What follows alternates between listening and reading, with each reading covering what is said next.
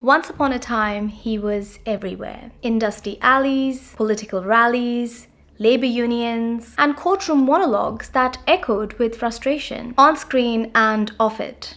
In cinema, in politics, in protest. He was rage made human, a fist against the system, a man too angry to be polite, too hurt and broken to be calm. He wasn't just a character, he was a phenomenon. He gave voice to people who had none. He became a symbol of hope and aspiration. But then he changed. Or maybe we did. His rage stopped feeling righteous. His fury started feeling fragile, repetitive, even dangerous. So what happened to him?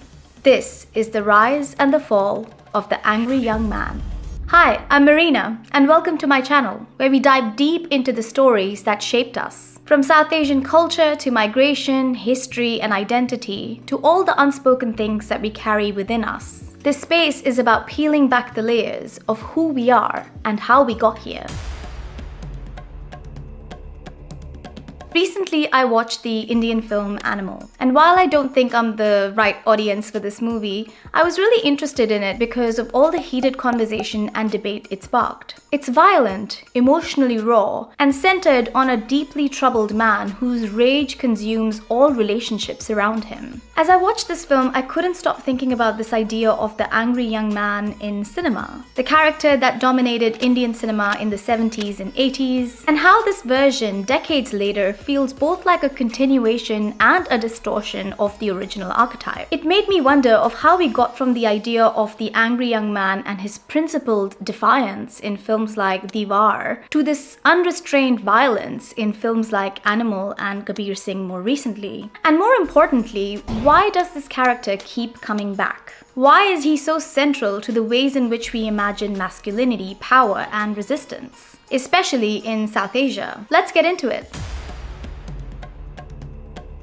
The angry young man didn't just show up out of nowhere. He was a product of post-war disillusionment, economic instability, and a sense of deep social stagnation. In the West, he first appeared in the 1950s, crashing onto British stages in what came to be known as kitchen sink dramas. These were raw, grounded stories of working-class homes, often in cramped living rooms and smoke-filled kitchens, meant to push back against the tidy upper-class escapism of the so-called well-made plays that came before. A defining feature of these dramas was their protagonists, men who were disillusioned, restless, bitter, and angry. They were often of lower middle or working class backgrounds, frustrated with the world around them and unable or unwilling to conform. John Osborne's Look Back in Anger is widely credited with giving this figure a name. Its protagonist, Jimmy Porter, set the mold. Emotionally volatile, politically disillusioned, endlessly railing against the establishment, yet yearning for something better. The trope quickly made its way to cinema. Think Arthur Seaton in Saturday Night and Sunday Morning, or later Alex from A Clockwork Orange, icons of rebellion, alienation, and anti-heroism. If you're interested in a deeper dive on how this trope evolved in Western cinema, The Take has done an excellent video on it, and I'll link it in the description below. But what I really want to explore is how this trope traveled. Because in South Asia, the angry young man took a different kind of shape and a different kind of power. In 1970s Bollywood, the angry young man burst onto the screens through the writings of Salim Javed and into the cultural imagination from the towering presence of Amitabh Bachchan. In South Asia, his anger wasn't confined to personal disillusionment. It was epic, cinematic, and moral. He wasn't just mad at his own life. He was mad at the system. In a recent interview on the subject, Javed Akhtar, who is one of the writers of The Angry Young Man, said that the early Bollywood angry young man wasn't angry because he was strong or entitled. He was angry because he was deeply hurt by the injustices around him. So take for example Amitabh Bachchan's roles in films like Deewaar or Zanjeer. These men weren't just rebels without a cause. They were rebels because of very clear reasons. Corruption, betrayal, poverty, inequality. And their rage wasn't self-destructive, it was righteous. In the West, the angry young man is often a tragic figure. Flawed, self-sabotaging, sometimes even alienating. The audience is invited to understand his frustration, but never really celebrate or emulate him. But in Bollywood, Amitabh's characters did win. Not always in the literal sense, but in the ways that mattered. They challenged power, they stood for the people. They became aspirational. The angry young man wasn't just a warning, he was a hero. But then, he changed. Over time, the angry young man got angrier and darker. In her 2017 book, New Kings of the World, Fatima Bhutto traces this transformation. She writes that the angry young man in Amitabh Bachchan's characters in the 1970s was still deeply socialist in spirit. He fought for the oppressed, not for himself. His enemies weren't personal, they were systemic. The violent police, the corrupt elite, the oligarchs. But as India's economy opened up in the 1990s, and the world grew more globalized and consumer-driven, something shifted on screen too. Bhutto puts it bluntly. The storylines of India's poor that once pulled at the heartstrings of Bollywood films were swiftly abandoned. The mood of the new Bollywood was unrepentantly celebratory. The hero drives a BMW and wears Nikes. No longer rural India, but megacities or Europe or the US. The hero doesn't live here anymore. He now lives in the India of beauty queens and billionaires. And with that, the angry young man stopped punching up. Instead, he became rich, powerful, and untouchable. Today, we see that in characters like Kabir Singh or in Animal's Ranvijay. Yes, they're still angry, but their anger is no longer rooted in justice. It's ego, possessiveness, pride, obsession, and personal vendettas. In Animal, Ranbir Kapoor's character Ranvijay is not driven by any kind of social injustice or systemic problems, but by a desperate and toxic need of his father's approval. His anger spills into unchecked violence, misogyny, and moral decay. He isn't poor or powerless, he is the power. And yet, he's still the hero. Still the man that the camera wants you to admire. And that's where things get uncomfortable. It's a serious question. When anger is no longer about resistance but entitlement, what does that do to the audience? Because somewhere along the way, the angry young man stopped being angry for us. Now it seems like he's just angry at us. As I was thinking about this topic and reflecting on it, I was also thinking about the rise of the angry young woman. We've seen the angry young man rage against the system, but what about women? Where is her fury or chaos or refusal or fight? For decades, she's been missing, or worse, misdiagnosed, labeled as hysterical, dismissed as emotional, feared as dangerous. Female rage has long been treated like a threat to social order. In fairy tales, she's the evil queen. In horror films, she's the witch. In life, she's just told to calm down. But in recent years, I did realize that something has cracked. And out of that crack, a new figure has finally somewhat emerged. It is raw, complicated, and no longer just interested in being quiet. And she's angry, and that's the story. But again, there are some key differences in how this character is played out within Western cinema and in the South Asian imagination.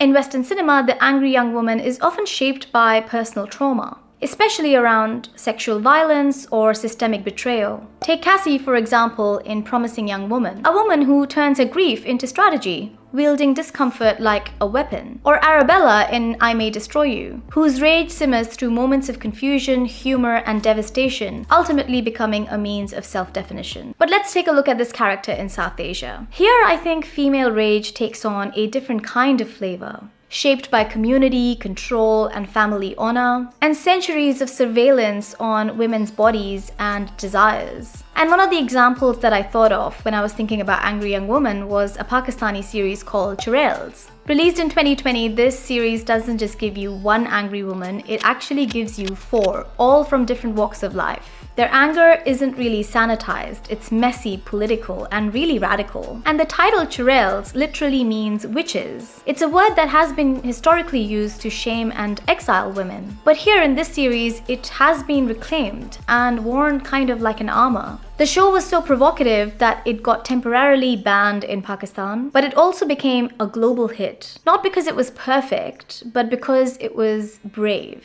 And it has also been praised as a landmark moment for South Asian storytelling. Another example that came to my mind was the 2015 film Angry Indian Goddesses. On the surface, it's about a group of friends getting together for a wedding, but under the surface, it was a coming together of women from different walks of life, again, all just dealing with different types of rage. At bosses who belittle, at men who grope, at families who demand, and at laws that have failed. And when tragedy strikes, like in Churels, their collective anger erupts into a sense of solidarity. What makes these characters about angry young women so interesting in comparison to the angry young male characters we've seen is that their rage doesn't really turn them into villains or anti-heroes. She isn't angry because she wants to destroy the world. She's angry because she wants to rebuild it on her own terms. These stories about angry young women don't really tie things up very neatly. They often tend to leave us with questions and silence and scars. Because for women, rage is rarely a pathway to